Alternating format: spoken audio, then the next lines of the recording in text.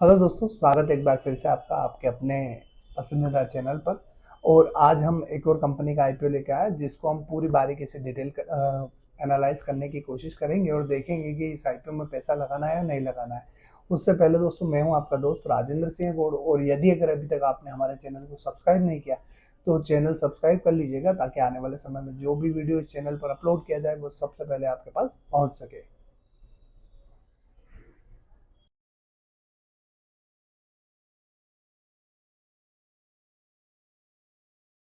तो दोस्तों, देर न करते हैं और शुरू करते हैं आज के आईपीओ का एनालिसिस। आज हम बात करेंगे सुरक्षा डायग्नोस्टिक की। जैसा कि नाम से क्लेरिफाई है, ये कंपनी डायग्नोस्टिक से रिलेटेड सर्विसेज प्रोवाइड करती है। Company mainly radiology services, pathology services और कंसल्टेंसी जैसी सर्विसेज प्रोवाइड करती है। कंपनी के जो, अगर हम आउटलेट की या कंपनी के जो डायग्नोस्टिक सेंटर की बात करें, तो वो 788 डायग्नोस्टिक सेंटर है कंपनी के पास, जिसमें 647 जो है वो एडवांस टेस्ट सेंटर है, जहां पर कंपनी अपने टेस्टिंग सर्विसेज प्रोवाइड करती है।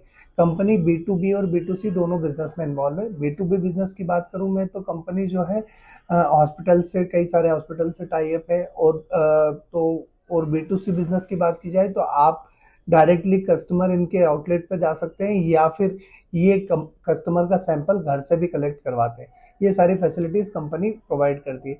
बेसिकली कंपनी जो है वेस्ट बंगाल, बिहार, आसाम और मेघालय जैसी स्टेट में मेनली कार्यरत है। अब मैं बात करूं तो 2024 तक कंपनी के पास जो टोटल एम्प्लॉयज की बात की जाए तो 1522 एम्प्लॉयज हैं इनके पास, और 2300 से ज़्यादा अलग अलग डिफरेंट टाइप की ये टेस्ट करके देती है। कंपनी के रेवेन्यू वाइज बात की जाए तो 46% रेवेन्यू रेडियोलॉजी से आता है, पैथोलॉजी से 53% रेवेन्यू आता है, और 1% रेवेन्यू करीब इसका कंसल्टेंसी से।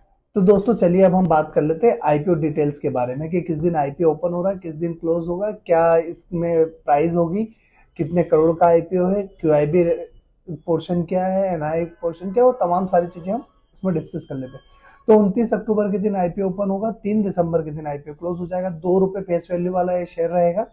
₹420 से ₹441 इसका प्राइस बैंड रहेगा। 846.25 करोड़ का जो है वो आपका इशू है इसका, जिसमें से 1,91,91,330 इक्विटी शेयर जो है वो ओएफएस के रहेंगे। बुक बिल्ड इशू टाइप है, बीएससी एनएससी दोनों पे लिस्ट होगा। 35% जो है वो रिटेल कोटा होगा, क्यूआईबी कोटा जो है 50% होगा, और एनआई कोटा जो है वो 15% होगा।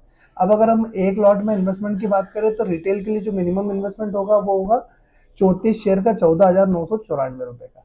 वहीं रिटेल के लिए जो मैक्सिमम होंगे, 13 लॉट में आप अप्लाई कर सकते हो 442 शेयर के लिए, ₹1,94,922 के लिए। अब मैं स्मॉल एच एन आई का मिनिमम की बात करूं तो 14 लॉट में आप इन्वेस्टमेंट कर सकते हो 476 शेयर के लिए, ₹2,09,916 का। स्मॉल एच एन आई का मैक्सिमम जो होगा 66 लॉट होंगे, 2244 शेयर, ₹9,90,604 के लिए। और अगर बिग एच एन आई का मिनिमम इन्वेस्टमेंट देखें तो 67 लॉट में होगा, 2278 शेयर का, ₹10,04,598 के लिए। बात करते हैं हम आईपीओ डेट्स की, कि किस दिन आईपीओ ओपन होगा, क्लोज किस दिन होगा, लिस्टिंग किस दिन होगी, अलॉटमेंट किस दिन होगा।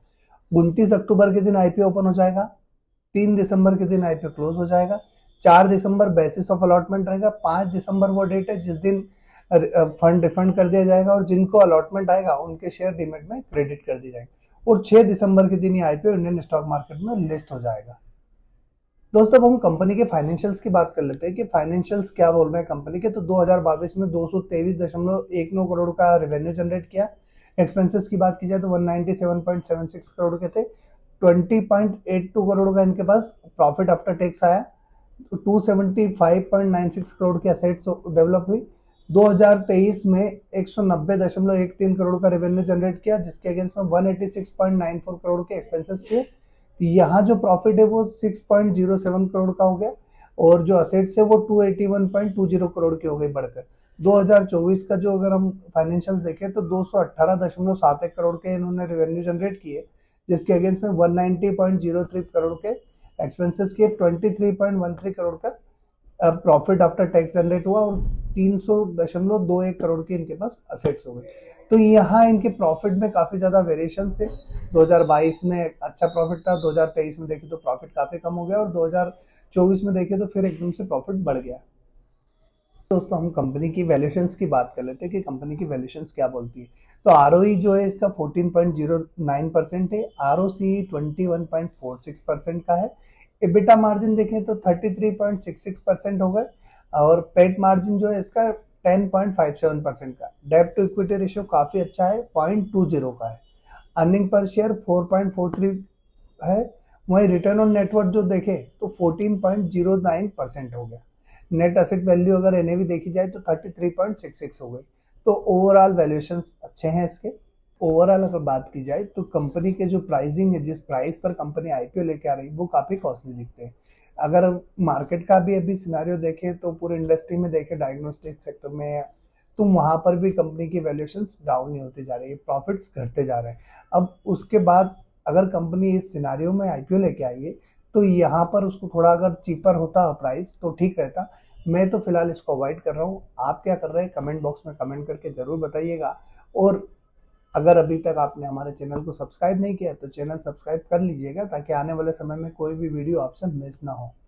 और नीचे दी गई लिंक के थ्रू आप हमें टेलीग्राम, इंस्टाग्राम सभी पर ज्वाइन कर सकते हैं।